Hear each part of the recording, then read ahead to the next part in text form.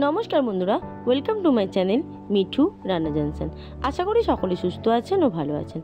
অনেক রকমের তো রান্না হলো, কিন্তু এই রান্নার স্বাদকে দ্বিগুণ করায় যে মশলা, সেই জাদুকরি মশলা আজ আমি আপনাদের সাথে শেয়ার করছি। দেখতে থাকুন, আশা করি ভালো লাগবে।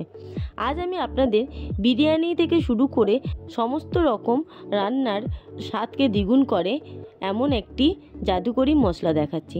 এটা হলো শাহি গরম মশলা। দোকান থেকে না কিনে একবার এইভাবে শাহি গরম মশলা তৈরি করে ফেলবেন, দেখবেন কোয়ান্টিটিটাও অনেকটা পরিমাণে ঘরে তৈরি হবে আর কম খরচেও হয়ে যাবে। তার জন্যেই প্রথমে আমি এখানে একটা প্যান নিয়ে নিয়েছি, আপনারা তাওয়াও নিতে পারেন। তার মধ্যে দিয়ে দিলাম তেজপাতা, শুকনো লঙ্কা, জয়িত্রী, স্টার আনিস, লবঙ্গ, এলাচ, দারচিনি, সাহা মরিচ বা সাদা মরিচ, গোলমরিচ, মৌরি, সাহা জিরে,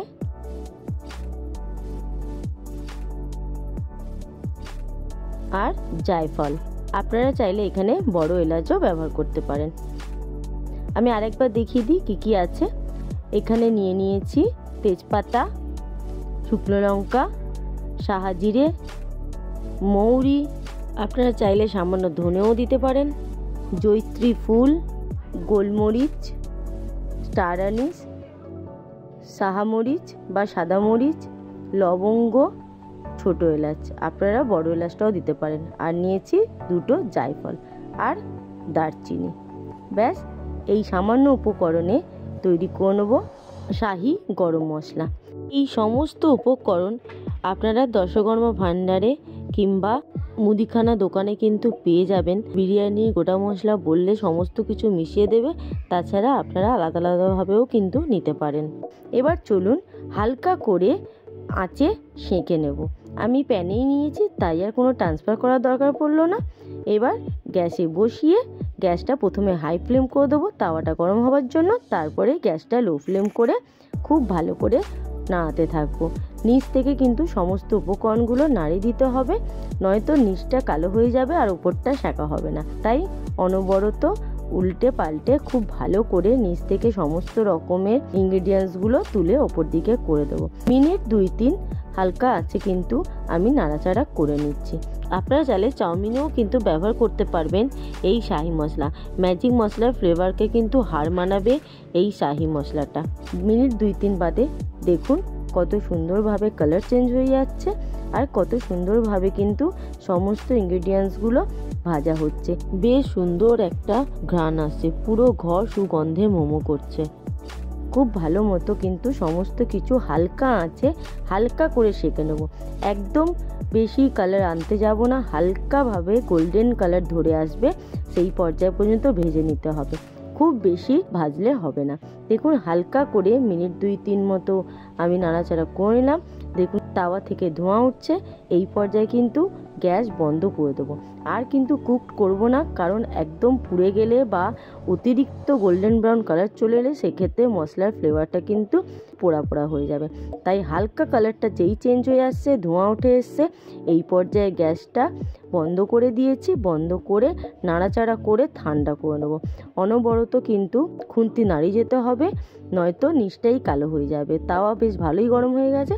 এরপর নাড়াচাড়া করে খুব সুন্দরভাবে ঠান্ডা করে নেবো।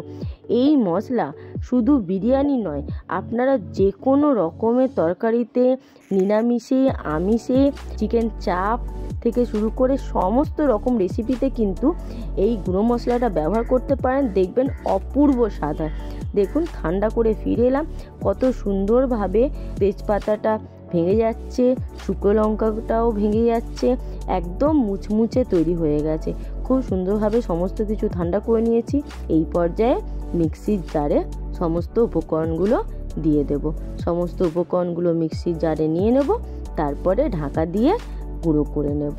ঠান্ডা হয়ে যাবার পরেই কিন্তু করতে হবে, মিক্সিতে গরম দিলে হবে না। গরম দিলে তার মধ্যে পরে কিন্তু জল ভাব থেকে যাবে। তাই খুব ভালো করে আধ ঘন্টা মতো পাখা চালিয়ে ঠান্ডা করে নিয়েছিলাম। তারপরে গুঁড়ো করে নেব। দেখুন কত সুন্দরভাবে আমি গুঁড়ো করে নিলাম, খুব সুন্দর রকম একদম পারফেক্ট তৈরি হয়ে গেছে। বিরিয়ানি মশলা বলুন বা শাহি গরম মশলা বলুন, জাস্ট অসাধারণ হয় এই মশলাটা। আমি সবসময় এই বিরিয়ানি মশলা ঘরেই তৈরি করে থাকি, একবার আপনারা এইভাবে ঘরেই তৈরি করে রেখে দেবেন, দীর্ঘদিন ভালো থাকে এইভাবে স্টোর করে রেখে দিলে। আর কম খরচে কিন্তু খুবই উপকারী, একদম জাদুগরি মশলা পারফেক্ট রেডি। আমার আজকের এই বিরিয়ানি মশলা রেসিপি কেমন লাগলো অতি অবশ্যই কমেন্ট করে জানাবেন। ভালো লাগলে একটি লাইক করে দেবেন, আর আমার চ্যানেলে নতুন বন্ধু হয়ে থাকলে চ্যানেলটি সাবস্ক্রাইব করার অনুরোধ রইল।